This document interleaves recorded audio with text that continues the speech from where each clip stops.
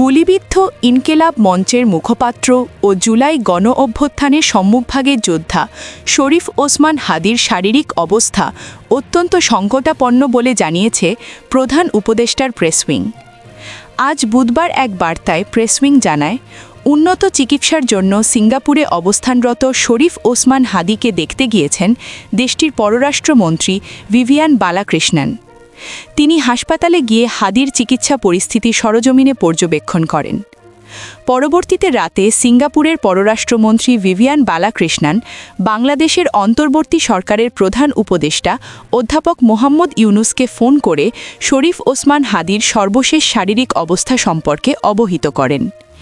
এ সময় তিনি জানান, হাদির অবস্থা অত্যন্ত সংকটাপন্ন। প্রেসউইং আরও জানায়, প্রধান উপদেষ্টা অধ্যাপক মোহাম্মদ ইউনুস দেশবাসীকে শান্ত থাকার আহ্বান জানিয়েছেন এবং শরীফ ওসমান হাদির দ্রুত আরোগ্যের জন্য দোয়া ও প্রার্থনা করার অনুরোধ করেছেন। উল্লেখ্য, ইনকেলাব মঞ্চের আহ্বায়ক শরীফ ওসমান হাদি ঢাকা ৮ আসনে স্বতন্ত্র প্রার্থী হিসেবে নির্বাচনী প্রচারণা চালাচ্ছিলেন। গত শুক্রবার দুপুরে রাজধানীর পুরানা পল্টনের বক্স কলভার্ট সড়কে দুর্বৃত্তদের গুলিতে তিনি মাথায় গুলিবিদ্ধ হন। গুরুতর আহত অবস্থায় প্রথমে তাকে ঢাকা মেডিকেল কলেজ হাসপাতালে নেওয়া হয়, পরে স্থানান্তরিত করা হয় এভার কেয়ার হাসপাতালে।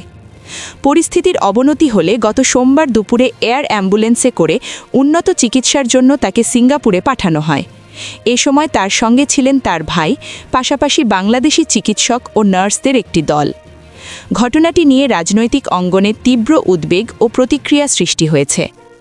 পাওয়ার প্লে নিউজ পরিস্থিতির সর্বশেষ আপডেট নজরে রাখছে।